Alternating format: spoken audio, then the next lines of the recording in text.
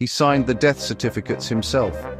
For years, the victims of Britain's most prolific serial killer looked like nothing more than old age and natural causes. There was no bloody crime scene, no weapon, no frantic witness. The man holding the pen was their trusted family doctor. This is the story of how statistics caught a doctor of death, and how forensic toxicologists found a chemical secret buried years after the grave. Most forensic cases start with a suspicious death. This one didn't, not officially. Every death Shipman certified came with a plausible medical explanation, written by a licensed physician with the legal authority to make that call. That authority was the ultimate cover. A doctor's signature on a death certificate isn't just paperwork. In most cases, it's the absolute end of the inquiry. The forensic challenge here wasn't finding a smoking gun in an alleyway. It was recognizing that a smoking gun could be hiding inside a completely ordinary-looking piece of paperwork, repeated over and over for years. Before any toxicologist got involved, the first red flag came from a completely different kind of forensic work: statistical analysis. A local funeral director and a GP noticed something that felt off: an unusually high number of cremation forms coming from one specific doctor's patients. That observation eventually reached researchers who compared Shipman's patient mortality rate against the expected rate for a general practice of a similar size and demographic.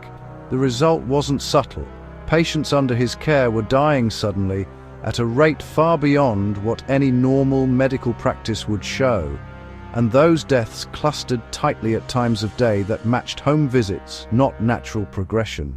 This is a critical forensic principle. Statistics don't convict anyone, but they tell investigators exactly where the statistical improbability is concentrated, turning an impossibly large question into a specific, answerable target.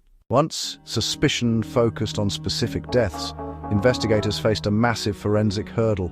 The patients in question had already been buried, some for months, some for years. There was no fresh crime scene, no active blood sample, no living victim. The only path forward was exhumation, legally reopening graves to recover tissue for toxicological testing. And that raised an immediate scientific question. Diamorphin and morphine are substances the human body rapidly breaks down during life and early decomposition.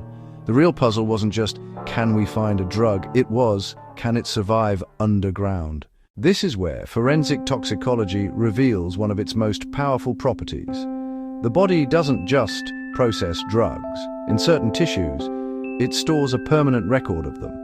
While soft tissue decomposes quickly, other tissues act like an archive. Bone, hair, and remaining muscle can retain drug residues long after soft tissue has broken down. Forensic toxicologists exhuming Shipman's victims weren't just checking for basic presence. They used advanced chromatography techniques capable of detecting trace opioid metabolites left behind long after death, preserved inside tissue that survived burial intact. Finding traces of an opioid in a body isn't, by itself, proof of a crime. Plenty of patients are legitimately prescribed strong painkillers at the end of life. The forensic case had to answer a sharper question. Was there any medical reason for this particular person to have this drug in their system at this concentration? For exhumed patient after patient, the answer was no. They had no prescription, no diagnosis, and no illness that explained sudden death.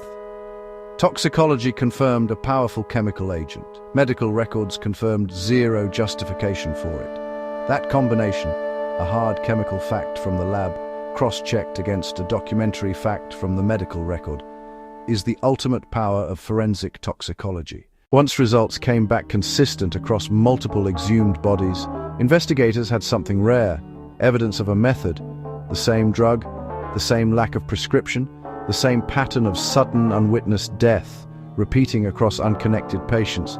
A single anomalous toxicology result can be explained away. A dozen identical anomalies sharing one common doctor stops being a coincidence and becomes an undeniable pattern. No fingerprints, no traditional weapon. The case against Harold Shipman was built from a statistical anomaly that pointed investigators toward the right graves. and a toxicological method precise enough to find a chemical signature that patient records tried to hide.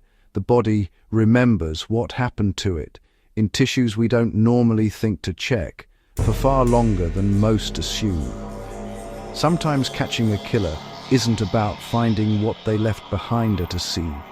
It's about testing what was never able to leave the body at all.